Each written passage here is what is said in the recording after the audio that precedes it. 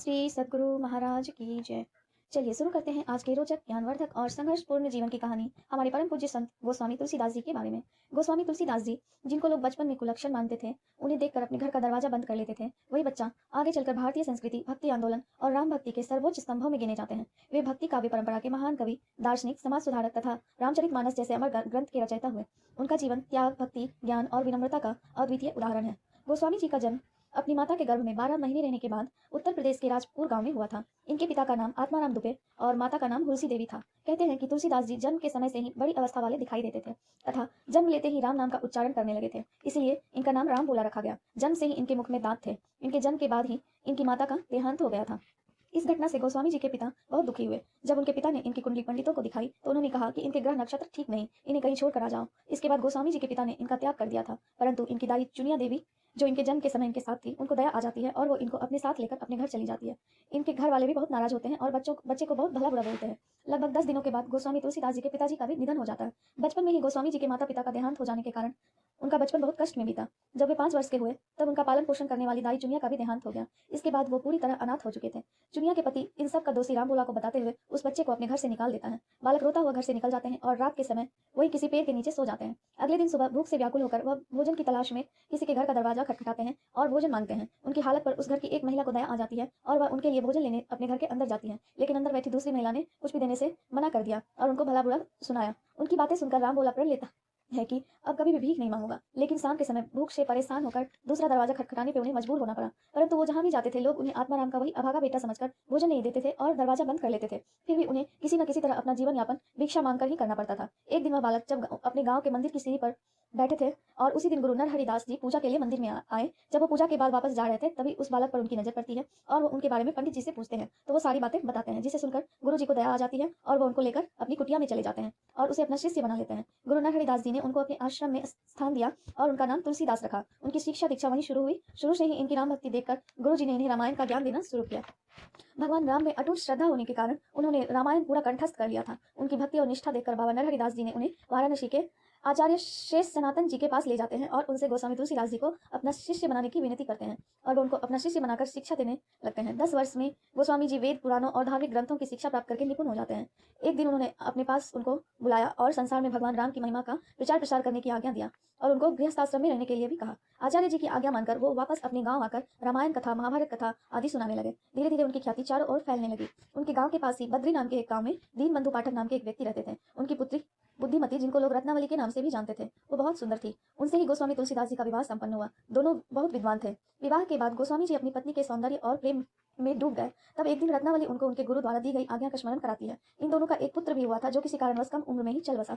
पुत्र की मृत्यु के बाद तुलसीदास जी अपनी पत्नी से अलगाव सहन नहीं कर पाते थे। दुख से पीड़ित उनकी पत्नी उनको बिना बताए अपने मायके चली गई। गोस्वामी जी को जैसे ही पता चला कि रत्नावली मायके गई है, वो रात में ही नदी पार करके उनके पास जाने के लिए चल पड़ते हैं। एक लाश को लकड़ी का लट्ठा समझकर उफनती यमुना नदी को तैर कर पार कर गए। अपने ससुराल पहुंचने पर अधिक रात होने के कारण सामने का दरवाजा बंद था। खिड़की से लटकते सांप को जिसको उन्होंने रस्सी समझकर उसी के सहारे ऊपर अपनी पत्नी के कक्ष तक पहुंच गए। गोस्वामी जी की व्यग्रता देखकर उनकी पत्नी बहुत क्रोधित हुई और शर्मिंदगी के साथ तुलसीदास जी को बहुत डांटा। एक श्लोक के माध्यम से उन्होंने तुलसीदास जी को उपदेश दिया, मेरी हार मांस की देह से प्रेम करने की बजाय अगर राम नाम से इतना प्रेम किया होता तो जीवन सुधर जाता। पत्नी की कही इस बात को सुनकर तुलसीदास जी सन्न रह गए और उनके ज्ञान नेत्र खुल गए। उनको अपनी मूर्खता का एहसास हो गया और उनका अंतर मन जाग उठा। वो वहां एक क्षण भी रुके बिना तुरंत पत्नी के कक्ष से निकल गए। उन्होंने अपनी पत्नी का त्याग कर दिया और वैराग्य जीवन जीने लगे। उन्होंने अपना संपूर्ण जीवन भगवान राम के चरणों में समर्पित कर दिया। एक समय जब तुलसीदास जी वाराणसी घाट पर रहने लगे थे और वहां के घाट पर प्रतिदिन रामचरितमानस का पाठ किया करते थे, लोगों की बहुत भीड़ रहती थी। हर दिन की तरह उस दिन भी वो प्रातः भ्रमण के लिए निकले। रास्ते में उनकी नजर एक सूखते पेड़ पर गई, जिसे देखकर वो बहुत दुखी हुए और पेड़ को जीवन दान देने का निश्चय किया। आसपास जल की कोई व्यवस्था न होने के कारण हर दिन वो अपने घर से जल लाकर वो सूखते पेड़ को सींचने लगे। कुछ ही दिनों में पेड़ हरा भरा हो गया। उसी पेड़ पर एक प्रेत रहता था। एक दिन जब गोस्वामी तुलसीदास जी उसी पेड़ के नीचे बैठे थे, वो प्रेत सामने आ गया और बोला, मैं आपसे बहुत प्रसन्न हूँ, आपकी मनोकामना पूर्ण करने में मैं आपकी सहायता करूंगा। तब तुलसीदास जी ने प्रभु श्री राम जी और हनुमान जी के दर्शन की इच्छा व्यक्त की। तब प्रेत ने कहा, यह सामर्थ्यता तो मुझ में बिल्कुल नहीं है, परंतु मैं आपकी मदद जरूर करूंगा। जब आप राम कथा प्रारंभ करते हैं तब हनुमान जी सबसे पहले आते हैं और सबसे बाद में जाते हैं। आप सुंदर अवसर देखकर उनके चरण पकड़ लीजिए, वो अवश्य ही आपको प्रभु श्री राम जी के दर्शन करा सकते हैं। वेद के कहे अनुसार तुलसीदास जी ने अपने पास आने वाले सभी व्यक्ति पर विशेष ध्यान रखा। उन्होंने एक बूढ़े व्यक्ति को देखा जो प्रतिदिन सबसे पहले आते और सबसे बाद में जाते। मौका देखकर उन्होंने उनके चरण पकड़ लिए और हनुमान जी को उनके असली रूप में आने का और अपना दर्शन देने का आग्रह किया। और उन्होंने अपना दर्शन दिया। हनुमान जी का दर्शन पाकर उन्होंने पहली बार हनुमान चालीसा का पाठ किया और श्री राम जी के दर्शन कराने का आग्रह किया। तब हनुमान जी ने उन्हें चित्रकूट के रामघाट पर जाने का आदेश दिया। फिर तुलसीदास जी चित्रकूट आकर रहने लगे। एक दिन वे कामागिरी पर्वत की परिक्रमा कर रहे थे, तभी उन्हें दो राजकुमार घोड़े पर जाते दिखे, परंतु उन्होंने पहचाना नहीं। तभी हनुमान जी ने प्रकट होकर उन्हें बताया कि ये कोई और नहीं, हमारे प्रभु श्री राम जी अपने भाई लक्ष्मण जी के साथ है। तब तुलसीदास जी ने दोबारा उन्हें दर्शन कराने की प्रार्थना की। अगली सुबह हनुमान जी उन्हें मंदाकिनी तट पर बुलाते हैं। सुबह जब तुलसीदास जी सभी को चंदन लगा रहे थे, तब प्रभु श्री राम जी बालक के रूप में चंदन लगवाने आते हैं। हनुमान जी को लगा कि उनको फिर से पहचानने में कहीं भूल ना हो जाए, तो उन्होंने तोते का रूप धारण किया और गाने लगे, चित्रकूट के घाट पर भई संतन की भीड़, तुलसीदास चंदन घिसे तिलक करे रघुवीर। इतना सुनते ही तुलसीदास जी समझ गए ये प्रभु श्री राम ही हैं। उनके दर्शन पाकर तुलसीदास जी अपना सुध बुध खो बैठे। तब श्री राम जी ने उनके हाथ से अपने सिर में तिलक लगवाते हैं और उनको भी तिलक लगाकर अंतर्धान हो जाते हैं। इस घटना के बाद तुलसीदास जी एकदम से बदल गए थे। अब वो जगह जगह जाकर प्रवचन सुनाते हैं। इसी बीच उन्हें रत्नावली और उनके पिता के निधन का समाचार मिला। गोस्वामी जी ने कहा, रत्नावली की प्रेरणा से ही वो राम भक्ति कर रहे हैं। अब वो देश के हर दिशा में तीर्थ यात्रा पर निकल जाते हैं। वृंदावन में जब वो थे तब मुगलों के आक्रमण से भारत का बहुत बुरा हाल था। इसी बीच महाराणा प्रताप ने भी उनका दर्शन किया और उनका मार्गदर्शन करते हुए गोस्वामी तुलसीदास जी ने उन्हें आशीर्वाद दिया। तुलसीदास जी मुगलों के खिलाफ थे। उन्होंने मान सिंह का हृदय परिवर्तन कर दिया था, जिसके कारण उसने मुगल की सेना में भाग लेने से मना कर दिया था। इस क्षति से क्रोधित होकर मुगल अकबर ने गोस्वामी तुलसीदास जी को फतेहपुर सीकरी के जेल में डाल दिया था। यहाँ पर भी उन्होंने अपना पाठ नहीं छोड़ा था। यहीं पर उन्होंने हनुमान चालीसा की रचना कर दी थी। इसके बाद निरंतर 40 दिन तक उन्होंने अपनी लिखी हनुमान चालीसा का पाठ किया था। अंतिम दिन आश्चर्यजनक रूप से फतेहपुर सीकरी को असंख्य बंदरों की भीड़ ने चारों ओर से घेर लिया। उन्होंने कारावास पर भीषण आक्रमण कर दिया।